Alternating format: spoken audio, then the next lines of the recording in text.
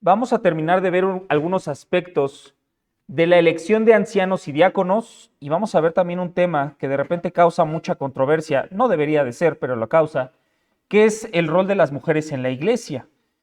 Ahora, antes de continuar, mis hermanos, yo tengo preguntas que hacerles con respecto a la elección de ancianos y diáconos. Ya vimos los requisitos, ya vimos lo que dice la Biblia, pero vamos a ver unas preguntas con respecto a escenarios especiales. Los criterios de diáconos y de pastores reflejan que una de las partes en las que la congregación va a examinar el carácter del candidato es su familia, es su matrimonio, es la sujeción con sus hijos. Por lo tanto, la pregunta es, ¿puede ser un hombre soltero pastor? No, ¿Por qué no? porque no es especificado. Ajá. Hay dos, tres cosas. Porque como este hombre piensa otras cosas, ve a alguno de los hermanos y lo puede traicionar el momento, el diablo llega, baja y lo pesca. Ok, esa es una muy buena opción. Ahorita vamos a hablar de eso. Hermana Ofe. Sin embargo, hermanos, vemos en la historia que hay grandes hombres de Dios que decidieron no casarse y dedicarse 100% a su Señor. Tenemos el ejemplo de John Stott. Ok, excelente. Ajá. Otro ejemplo es Pablo. O sea, Pablo nunca se casó, entonces nunca pudo haber sido anciano y lo tuvimos que haber rechazado, ¿no? Ok, Pablo y a lo largo de la historia hay hombres que han sido solteros y que han servido en el ministerio. ¿Alguna otra opinión? ¿Puede ser un hombre soltero llamado al pastorado? ¿Hay qué, perdón? ¿Un hombre soltero puede ser llamado al pastorado? Sí. Sí, ok. Vamos a analizar esto. La realidad es que la Biblia no dice que un hombre soltero no puede serlo. O sea, si somos muy claros, no hay una prohibición con respecto al soltero ejerciendo el ministerio. Sin embargo, tampoco es un tema tan directo. O sea, como, eres soltero, no pasa nada. No, ¿por qué? Finalmente, si ustedes estuvieran eligiendo como congregación a un pastor y el pastor no está casado y obviamente no tiene hijos, ¿cómo sabes que gobierna bien su casa? Ya no tiene, dos de los requisitos, y vamos a ponerlos otra vez en pantalla, dos de los requisitos tienen que ver con su familia. Dice, tres de hecho, el de marido de una sola mujer, que está en la diapositiva anterior, y en esta diapositiva que gobierne bien su casa y que tenga hijos sujetos con toda dignidad. Si yo quiero ser pastor, entonces no me conviene casarme, porque si me caso, automáticamente si no me caso, me la libro de tres requisitos. Entonces ya vemos ahí una situación. La congregación tiene que ser especialmente sabia. No es que no esté llamado un hombre soltero al pastorado. Ojo, quiero ser muy claro, no quiero ser dogmático, prohibiendo a los solteros que sean pastores. No, para nada. Pero entonces la congregación necesita ser doblemente cuidadosa y sabia en su examinación, porque no tiene ese parámetro más visible de su moralidad sexual. Por eso es que una muy buena objeción es, oye, pero si es un hombre soltero, va a estar más propenso. Y sí, porque necesita tener doble cuidado en su aspecto con el ministerio, con las mujeres. Por ejemplo, un pastor soltero se va a ver disminuido en sus capacidades de atender a la población femenina de la congregación, porque no va a tener una esposa que lo acompañe y va a requerir una sabiduría extra, queda vulnerable a la tentación. Por otro lado, si la congregación está examinando cómo gobierna su casa y no tiene una casa que gobernar, no quiere decir que no se le puede examinar de esa manera, pero entonces se vuelve más difícil a la congregación. El tema también de los hijos. Ahora vamos a hablar con respecto a los hijos. ¿Es necesario que los hijos de un hombre candidato a pastor sean creyentes para que sea pastor? Si no, ¿por qué?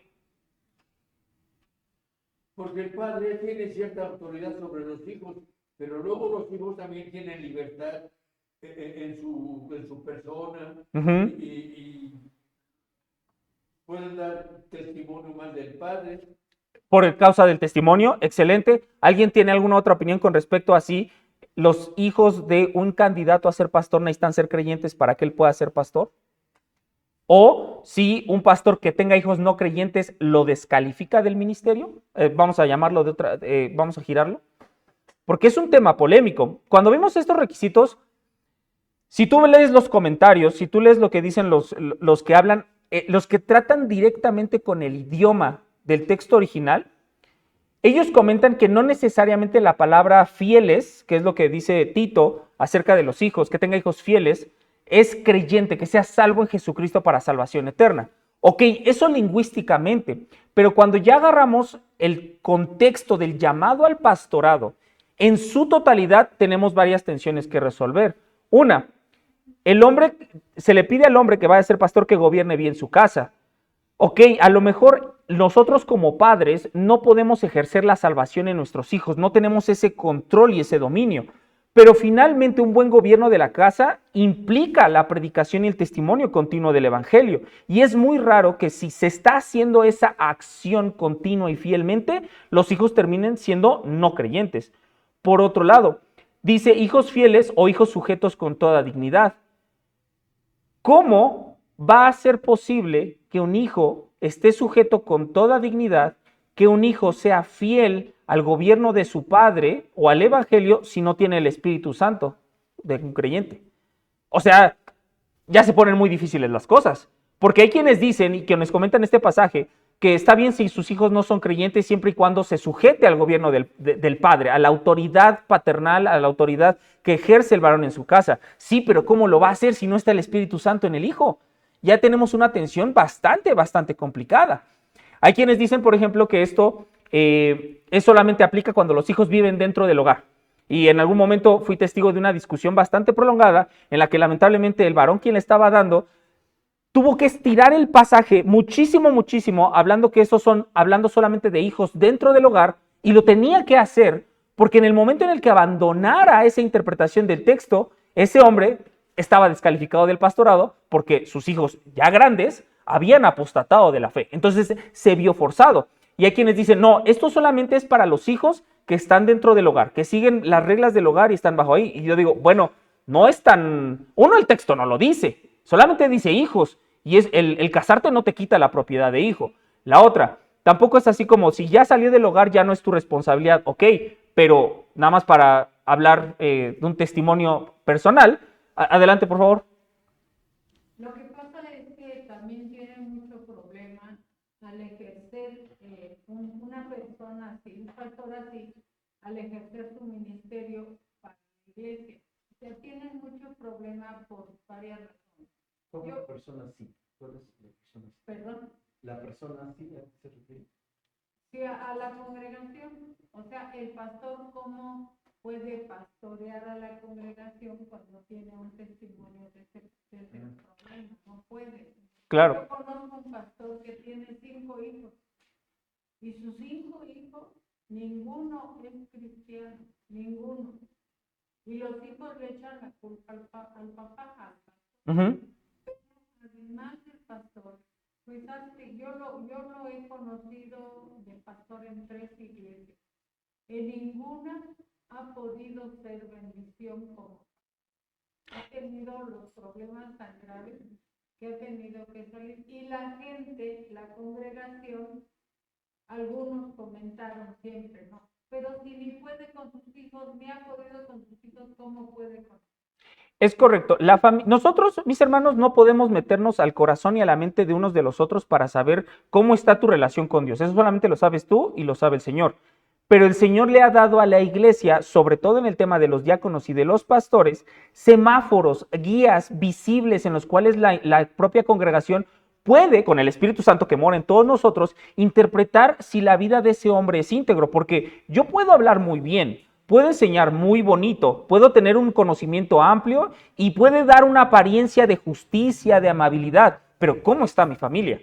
Esa no puedo fingir tener una buena familia cuando soy un hombre que no es íntegro en el hogar. Entonces, realmente el hogar va a ser este reflejo y normalmente la congregación tiene que estar muy presente en la familia de aquellos que son llamados al ministerio para precisamente ver si es congruente lo que se ve los domingos en la iglesia con lo que realmente es el hombre delante de Dios. Por favor, pastor.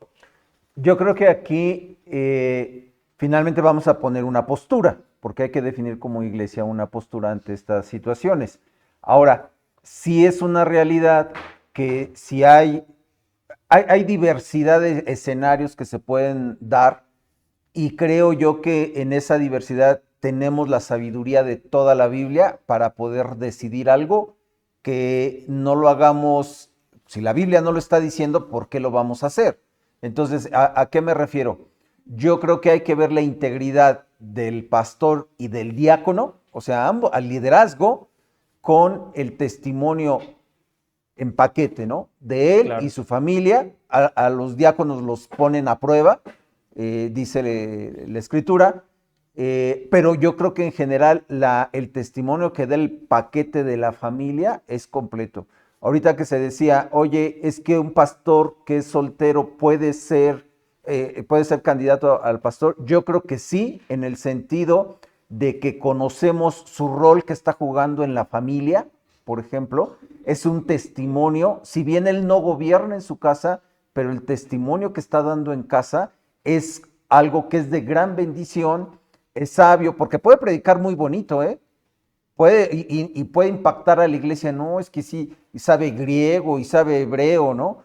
Pero que no le pregunten a la mamá o al papá, que tampoco podemos decir que el que es casado ya está exento de un problema de adulterio, ¿no? O sea, porque luego como que manejamos los extremos. Es que si es soltero tiene más problemas, pues el casado igual, ¿no? Yo creo que no, ya estoy casado, ya tengo estrellita, entonces entro igual. Yo creo que para ambos, solteros, casados, es un paquete en donde la integridad de la familia y el rol que está jugando el candidato a diácono y a pastor forma parte para dar ante la iglesia si es candidato o no. Claro, se requiere de mucha sabiduría para todos estos aspectos. Hablando, ahorita regreso al tema de los hijos. En el caso del matrimonio, para un candidato a pastor, debemos de dejar dos cosas en claro. Ok, el ser soltero definitivamente no es como un impedimento para que tú puedas servir en el ministerio, para nada. Sin embargo, sí es importante que la congregación examine la perspectiva que tiene el candidato con respecto al matrimonio, porque a lo largo de la historia de la iglesia y aún en la Biblia tenemos hombres que sirvieron al Señor desde su soltería y está bien, está perfecto, no tengo ningún problema. Sin embargo, actualmente hay una altísima cantidad, un altísimo índice de cristianos solteros que nunca se han casado. Y es que el tema, bíblicamente, el don de continencia, que el Señor sin el matrimonio provee todo lo necesario para el crecimiento espiritual sin estar tan propenso al pecado, a la tentación física del pecado sexual, es extremadamente inusual. Es muy, muy raro el verdadero don de continencia y parece ser que lo estamos haciendo como muy común. Entonces, la congregación tiene que estar al pendiente y me parece que en el escenario ideal, aunque puede ser un hombre llamado al pastorado estando soltero, es sabio, es bueno que procure casarse, porque el matrimonio es formativo. El matrimonio es santificador. De los aprendizajes dentro de nuestra madurez en Cristo más elevados que un hombre puede tener es dentro del matrimonio y siendo padre. Entonces es algo bueno que se tiene que procurar. No lo descalifica, pero sí hay sabiduría en cuanto a un candidato al pastor, sea un hombre que esté casado y que tenga hijos. Ahora, regresando al tema de los hijos, si son creyentes o no. Hay este argumento de esto solamente aplica si es que los hijos viven dentro del hogar del padre. Sí y no, o más bien yo me inclinaría al no. Vamos a ver el ejemplo directamente de nuestra congregación. Yo actualmente ya no dependo económicamente de mi papá, que es nuestro pastor. No vivo en la misma casa que viven mis papás. Ya no hay una relación de padre e hijo en la cuestión de dependencia económica o que yo esté sujeto a su autoridad. Yo todavía tengo que honrarlo definitivamente, pero yo ya tengo a mi familia, a mi esposa, a mi hija. Yo ya soy varón y líder de mi hogar. Ya no puedo decir que mi papá, de él depende que yo dirija bien a mi familia. Ya somos núcleos separados en cuanto a familia.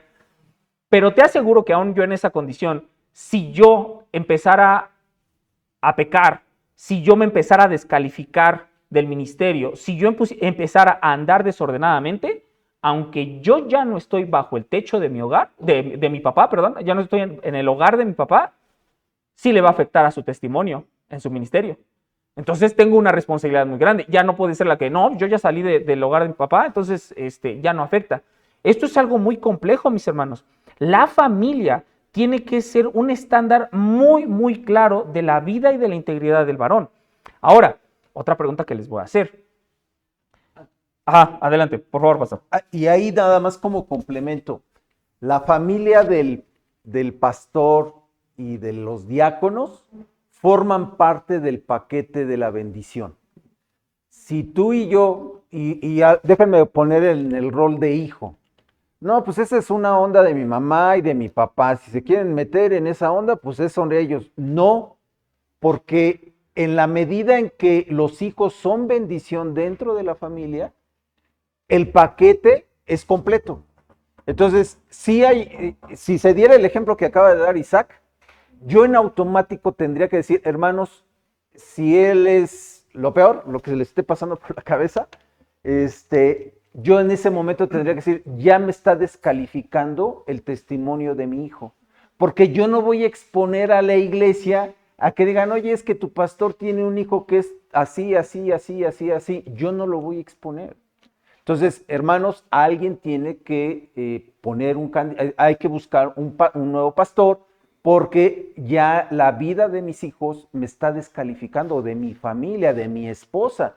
Y yo no puedo decir, no, yo voy a seguir porque él ya está en los 30. Ya está en el tercer piso y por lo tanto, pues ya es un problema, ya es adulto y él que lo resuelva. No, sigue siendo parte de. Yo no podría, y es que muchas veces ese podría sonar como una justificación a decir, pues ya es su problema. No, los papás sabemos que aunque los hijos tengan la edad que tengan, siguen siendo nuestros hijos. Entonces tenemos que seguir buscando la manera de cómo traerlos al Señor, ¿no? Y eso es algo que es, pues, a veces muy complejo, ¿no? Es correcto. En este tenor, vamos a mencionar brevemente, precisamente continuando con esto, la pregunta es, bueno, ¿y entonces qué clase de cosas descalifican a un hombre del pastorado? Porque hay cosas muy obvias. Por ejemplo, aquí estamos viendo el de marido de una sola mujer. Eso es muy obvio que en cuanto a un hombre, o bueno, debería de ser muy obvio, que en cuanto a un hombre, vamos a pensar que ya está en el pastorado, si un pastor adultera, ya bíblicamente no debe de estar en el pastorado. Y lamentablemente es algo que se pierde para siempre. O sea, ya una vez descalificado ya no puedes volver a entrar. Un hombre que estando en el pastorado adultera, descalificado, y aunque sí debe haber la restauración hacia el cuerpo de Cristo, hacia que se congregue y eso, ya no puede subir nuevamente al pastorado porque acaba de perder de manera definitiva y por el resto de su vida, lo restaura Cristo en la eternidad, no digo que no, pero acaba de perder por el resto de su vida la cualidad de donde viene todo esto, que es irreprensible. Por eso es que es un volado tremendamente tonto, necio, usando la palabra bíblica, que por una adrenalina física, un hombre que esté llamado al ministerio decida ceder y perder algo que tiene tesoros para la eternidad. Pero, ¿qué otros criterios? Y ese para nosotros es muy claro. También otro sería si el pastor se roba el dinero de la ofrenda. También ese sería como muy claro de un hombre que no debería de estar siendo pastor. Pero entonces, ¿qué tan flexible tiene que ser la congregación con respecto a los otros requisitos? Porque hemos hablado que el pastor es irreprensible, pero no quiere decir que sea perfecto. Se va a equivocar, pero ahora sí que ¿qué tanto es tantito? Ahora, no podemos pasar el tiempo a ver cada uno de los escenarios en el que si no cumple cada uno de estos requisitos, ¿hasta qué extremo es cuando lo llegamos a descalificar? Pero debes de saber que la vara es alta. O sea, es como, mira, no es sobrio el pastor. O sea, como que se descontrola con su carácter. Pero, mira, es marido de una sola mujer, es de conducta decorosa, es hospitalario, sus hijos son buenos, nada más que como que la sobriedad del carácter no se le da muy bien. Híjole, ahí como que suena como que no es tan grave, pero esa impresión pudiera ser nada más nuestra opinión y no de la de la Biblia. La realidad es que todos y cada uno de los requisitos para el pastorado, y recuerda, estos no nada más son para el pastorado, son para todos los cristianos, pero en el contexto de eclesiología son también para los diáconos, necesitan estarse cumpliendo de manera íntegra. La vara es muy alta. Entonces, esto es porque entonces podríamos llegar a la conclusión de, oye, pero entonces muchos de los que están como pastores y diáconos en las iglesias no deberían de serlo. Exacto. Exacto. Y es un lugar de muchísimo, muchísimo juicio. Si tú puedes ver en tu vida que esto no es, no te pongas. Y esto no nada más es aquí a nivel congregación local, sino es para todos los cristianos en todo el mundo. Por eso Santiago dice, no os hagáis mucho de vosotros maestros, porque recibiréis mayor condenación.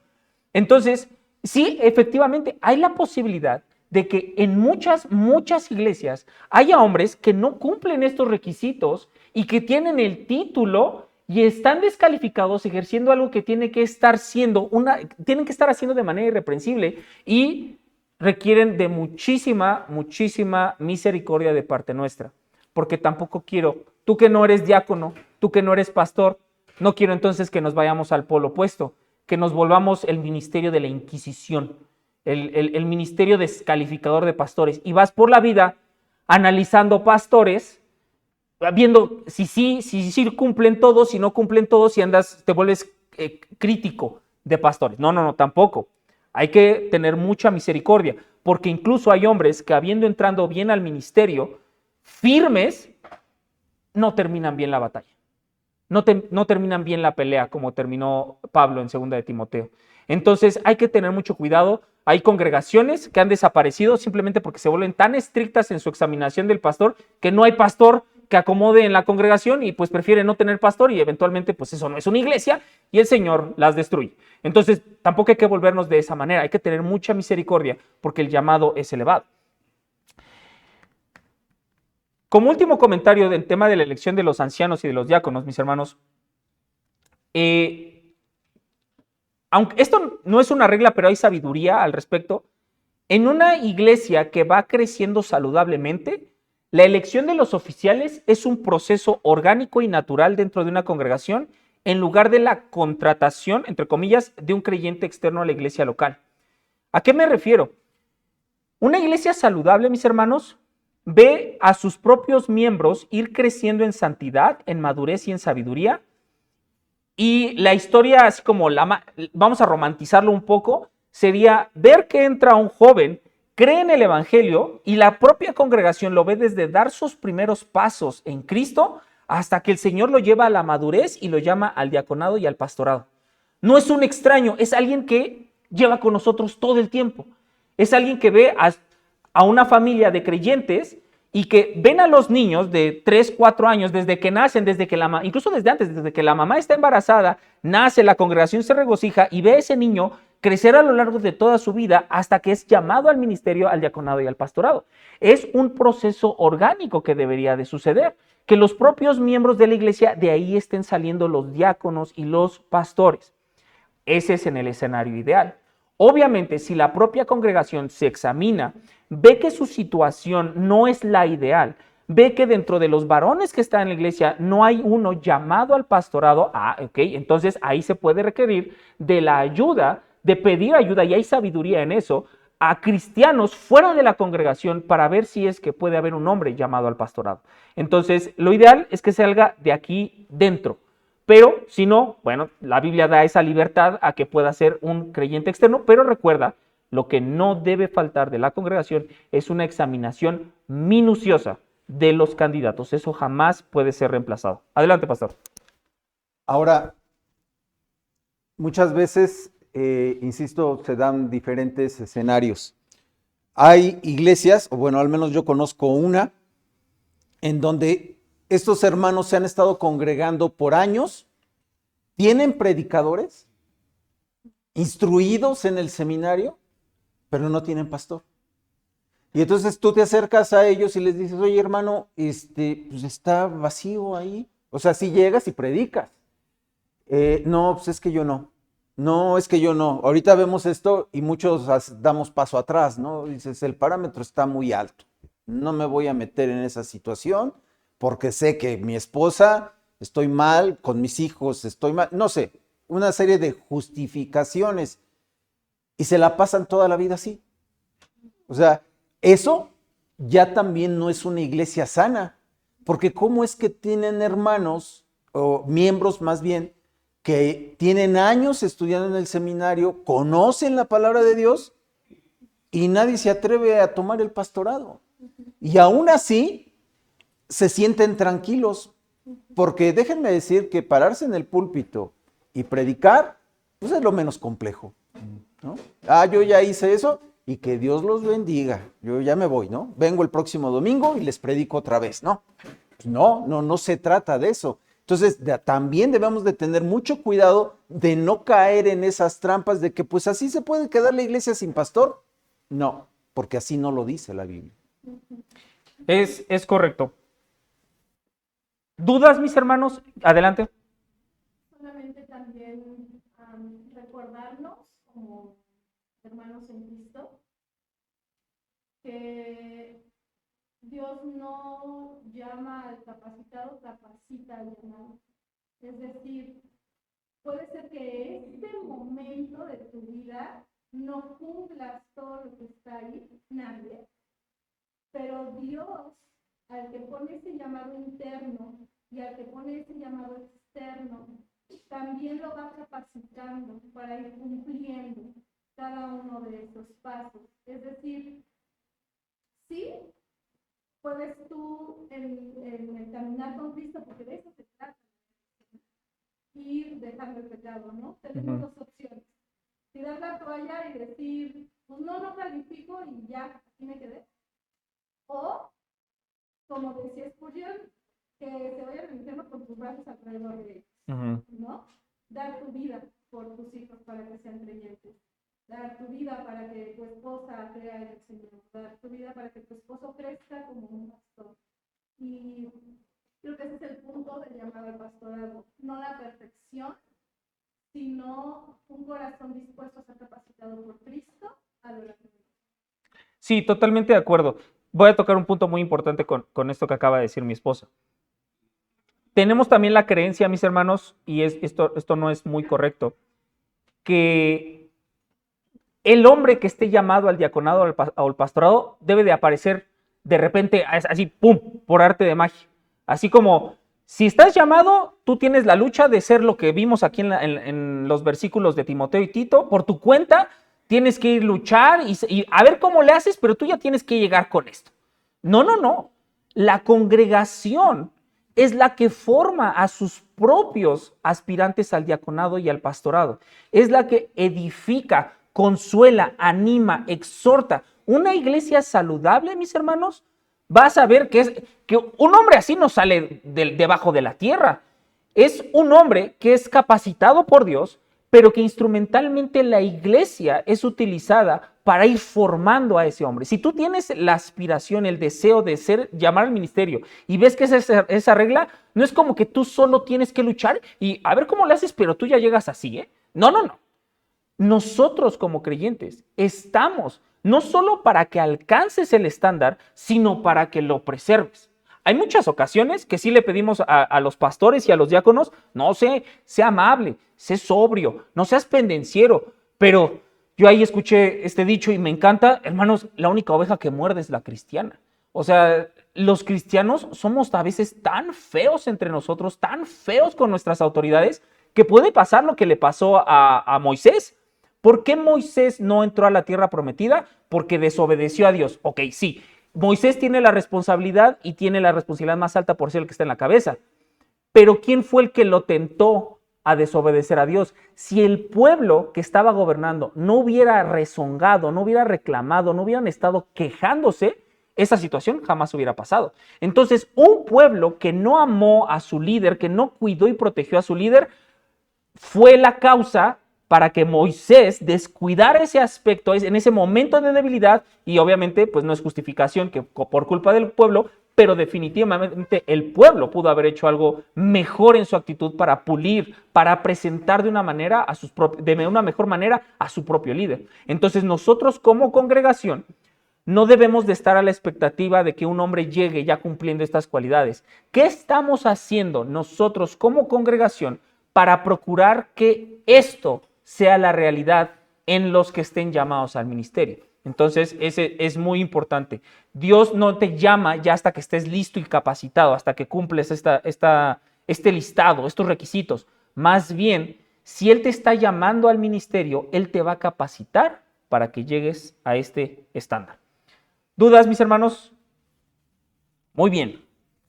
pues si no estuviera polémico el problema, vámonos a otro más.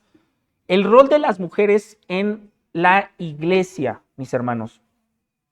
Es importante que hablemos de esto porque como iglesia creemos, por lo que dice la Escritura, confesamos, está en nuestra confesión doctrinal como iglesia, que el rol del pastorado está exclusivamente reservado para el varón.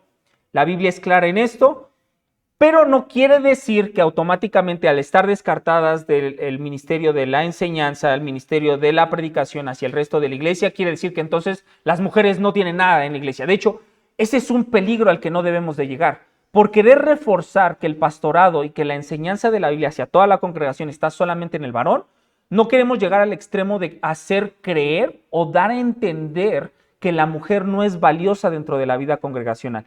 Y obviamente la Biblia es muy clara en muchos de los lineamientos también de cómo las mujeres sirven dentro de la iglesia. Y vámonos a la Escritura. Primer texto que vamos a leer, Primera de Timoteo, capítulo 2, versículos 9 al 15. Quien lo tenga, por favor, ayúdeme a leerlo. Primera de Timoteo, capítulo 2, versículos 9 al 15. Asimismo, que las mujeres se atavíen de ropa decorosa, con pudor y modestia, no con peinado ostentoso, ni oro, ni perlas, ni vestidos costosos, sino con buenas obras, como corresponde a mujeres que profesan piedad. La mujer aprenda en silencio, con toda sujeción, porque no permito a la mujer enseñar ni ejercer dominio sobre el hombre, sino estar en silencio. Porque Adán fue formado primero, después Eva. Y Adán no fue engañado, sino que la mujer, siendo engañada, incurrió en transgresión, pero se salvará engendrando hijos si permaneciere en fe, amor y santificación con modestia. Así es.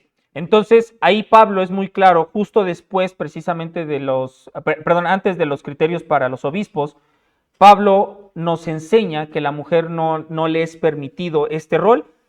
Y hay quienes dicen, es que esto solamente es cultural, es histórico, porque la congregación a la que estaba sirviendo Timoteo era rebelde.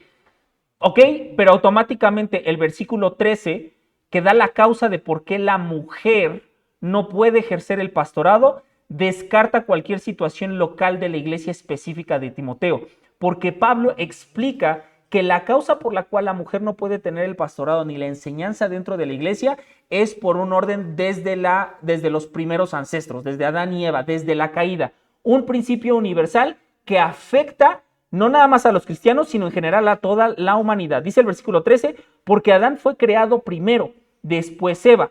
Solamente por el orden de la creación hay cierta preeminencia en el rol del varón, en el liderazgo, que el de la mujer. Y dice después versículo 14, y Adán no fue el engañado, sino que la mujer, siendo engañada, completamente cayó en transgresión.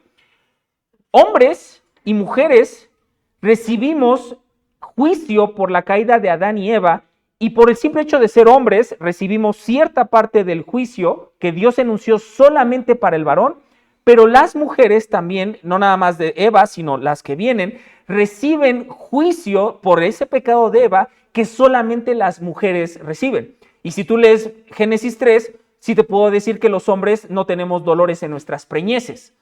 Ese no es un juicio para el varón, ese es para la mujer. ¿Por qué es que el varón en el escenario bíblico es el que provee para el hogar? ¿Por qué la carga de la provisión económica, del trabajo, de llevar el alimento a la casa, recae eminentemente sobre el varón? Porque ¿a quién se le dijo que abrojos y espinos producirá la tierra? Cardos y espinos. ¿Se le dijo a la mujer? No, se le dijo al hombre. En el momento en el que yo haga a mi esposa la que tiene que sostener el hogar, y no digo que la mujer no puede trabajar, porque la mujer virtuosa de Proverbios trabaja. No, estoy refiriéndome a el sostén económico, al pilar principal de la economía del hogar. En el momento en que yo a mi mujer la haga el pilar económico de la provisión del hogar, ya no nada más va a tener que cargar con el juicio de las preñeces y de que su deseo será para su marido, sino que ahora le echo también mi juicio, que es el de cardos y espinos. Entonces, como varón, si yo amo a mi mujer, voy a hacer lo posible y más allá de lo posible para aliviar el juicio que tiene por la caída, no para aumentarlo. Entonces, dentro de las iglesias también parte de ese juicio, en específico a la mujer, es que no tiene un rol de liderazgo. Y ese no tener el rol de liderazgo no nada más es por la caída, es por una cuestión de orden. Y este es uno de los puntos más polémicos con respecto al rol de las mujeres en la iglesia, mis hermanos. El hecho que una mujer no pueda ser pastora, que no pueda ser predicadora, que no tenga estos roles de liderazgo, no es una cuestión de capacidad. No quiere decir que las mujeres no sean inteligentes, no quiere decir que las mujeres no se comuniquen bien, no quiere decir que no puedan aprender la Biblia o dominar la teología. No, es una cuestión de orden. No importa la capacidad, lo que está importando y lo que Dios declara es el orden. Y entonces sí, hermana, te vas a sentir muy frustrada, porque también es parte de la caída, de saber que tú a lo mejor conoces la Biblia mejor, te sabes más versículos de la Biblia, enseñas mejor los temas y vas a tener que lidiar en tu corazón con ver hombres delante de ti que predican no tan bien la Biblia, que se equivocan, que tartamudean, sí, y qué horror y qué frustrante, definitivamente. Pero debes de tener contentamiento con eso, porque es mejor que lidies en tu corazón con esa tensión que hay de no querer sujetarte al orden que estableció Dios, a que decidas con arrogancia ocupar un lugar que el Señor no te llamó y entonces el juicio se vuelve peor. ¿Crees que tienes juicio? ¿Crees que tienen juicio los varones llamados al pastorado que dejan de cumplir los requisitos? Imagínate la mujer que no cumple ni siquiera el primero, que es ser varón. Hermana, yo sé que a veces de repente es mucha la tentación de ser autoridad, de ser líder, pero es tanto el juicio, tanto lo que va a reclamar Dios de los varones que son llamados al liderazgo, que hermana, qué bueno que Dios no te puso ahí. Que si los varones realmente amamos a las mujeres y tenemos compasión y cariño a las mujeres de la congregación, vamos a hacer todo lo posible para que en tu corazón no caiga la tentación de querer ocupar un lugar en el que, en serio, Dios te lo va a demandar de una manera extremadamente fuerte, tan fuerte que lo reservó justamente al varón. Dios le da esta capacidad al varón del pastorado y del liderazgo dentro del hogar y en la iglesia, hasta por protección para la mujer, mis hermanas. A lo mejor no se ve así muchas veces. Hay muchas historias de hombres que abusan, de hombres autoritativos, de violencia, de represión. Sí, pero no te ancles a lo que no debe de ser. Ánclate a lo que debe de ser, que es el modelo sabio. Y si Dios dice que es a través del varón, del liderazgo del varón, así como Dios dijo que el cielo es azul y no podemos estar enojados porque yo quiero que el cielo sea verde, entonces también tenemos que someternos a lo que el Señor dice. Y es bueno, y es algo bueno y agradable que Él diseñó de esa manera para el bien del varón, para el bien de la mujer y para el bien de su iglesia. Entonces, ese es un pasaje. Ahora vamos a otro, mis hermanos. Vamos a 1 Corintios, capítulo 14, versículos 34 y 35.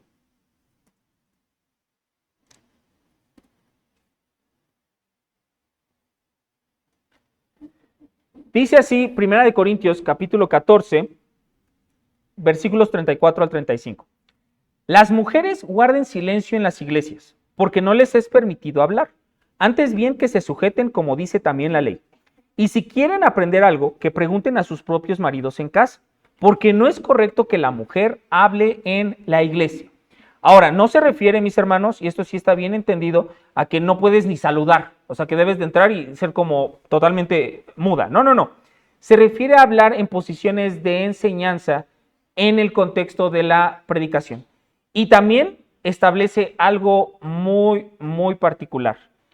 ¿Qué crees? Que la principal fuente de enseñanza teológica de una mujer es su esposo. Y ese es el orden bíblico. Si estás aprendiendo más teología por un hombre o por un medio que no es tu esposo, hay un severo problema y que ese problema no es tuyo, es el de tu varón y debes de tenerle muchísima misericordia porque está en un lugar de mucho, mucho juicio.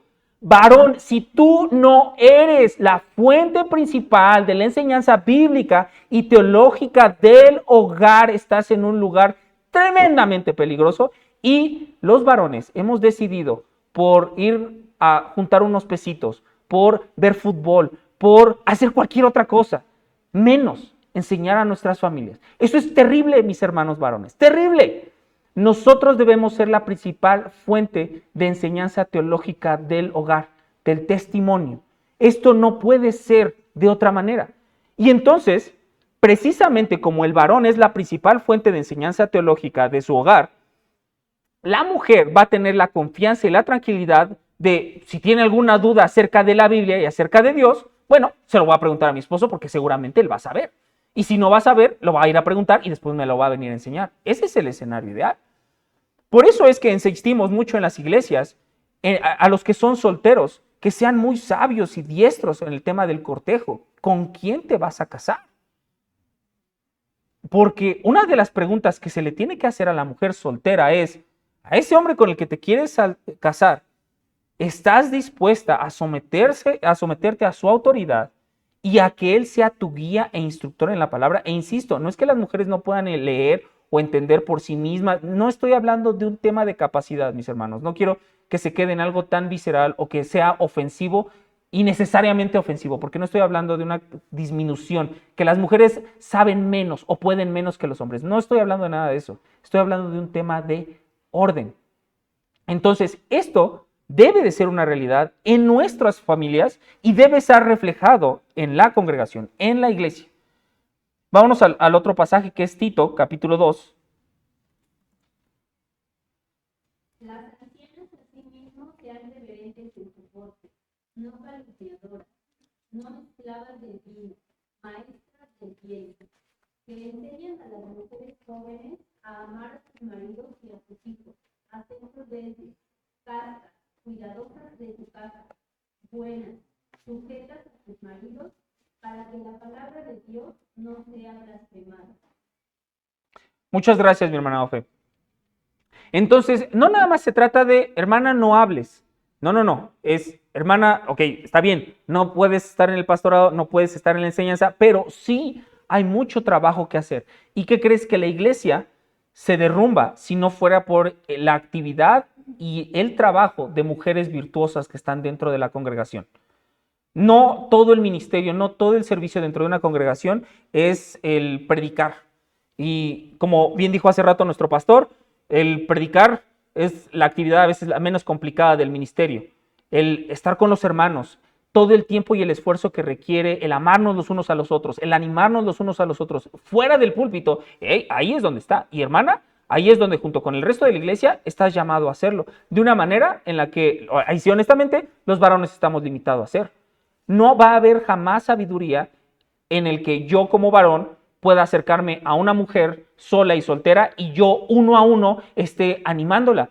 Es peligroso para los dos.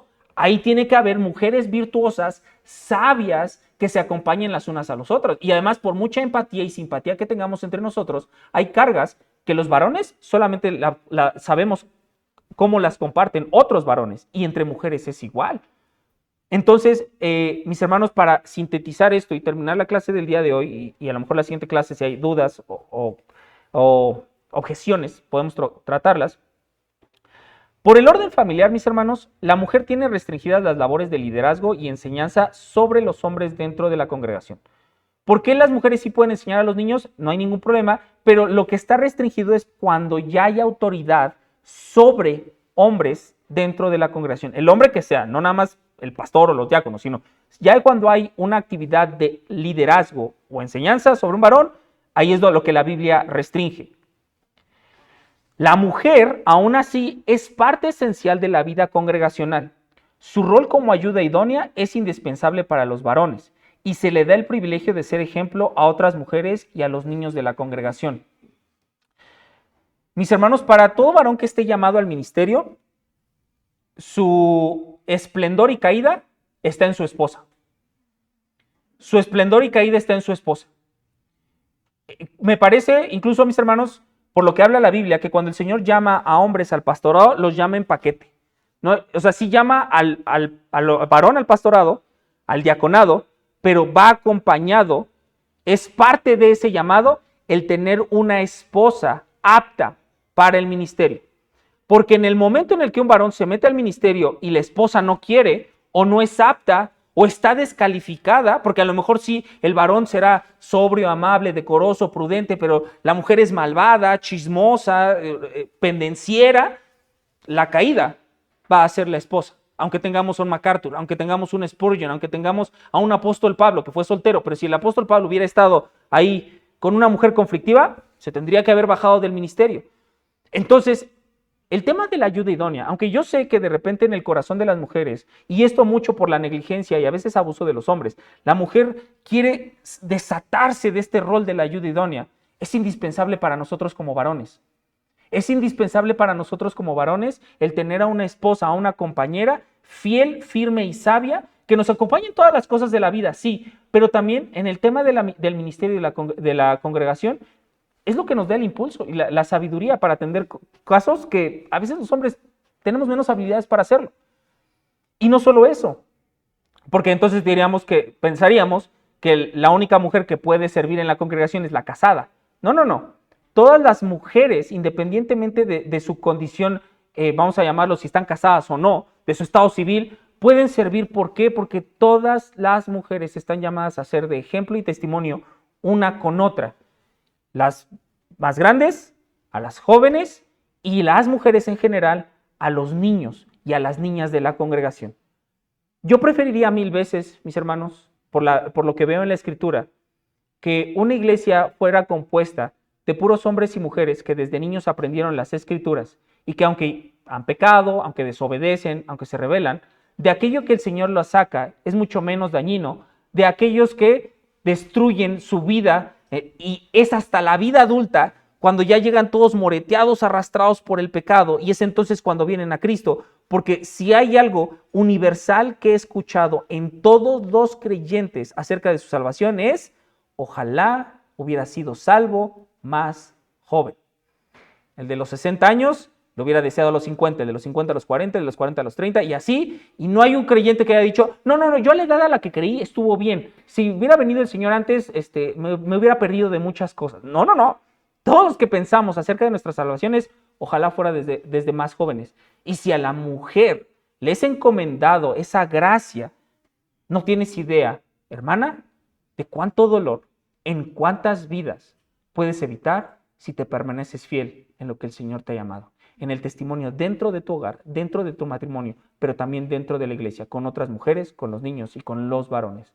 El Señor nos ha llamado a guardar ese orden y es aquello en lo que tenemos que hallar deleite, satisfacción, porque solamente Dios es glorificado cuando seguimos lo que Él delimitó para su iglesia. Vamos a orar, mis hermanos. Señor Padre bendito, muchas gracias por este tiempo. Gracias porque nos permites deleitarnos en tu palabra. Exhórtanos, pero también anímanos. Danos arrepentimiento y danos diligencia para poder hacer, pensar lo que debemos hacer y lo que debemos pensar de acuerdo a tu palabra. Ayúdanos a seguir este domingo de alabanza para tu gloria y que tengamos un servicio de adoración que solamente te glorifique a ti. En el nombre de tu Hijo amado Jesús te lo rogamos y agradecemos. Amén.